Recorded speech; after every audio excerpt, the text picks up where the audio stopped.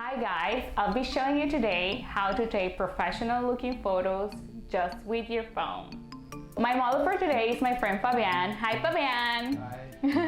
Hi. And we'll be showing you how we're gonna go about taking a cool shot just using your phone. We will be using my studio lights because it is nighttime right now. But you can totally use natural light, a well-lit space, preferably a white background, white wall like this will work great.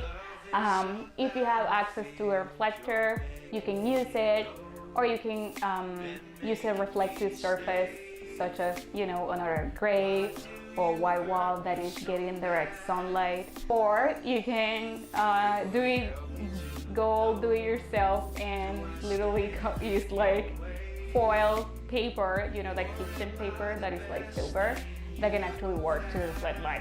If you have a friend to help you to take the photo, great. You can also set your phone on a timer, and we're gonna get it started, and I'm gonna show you how we're gonna take a photo.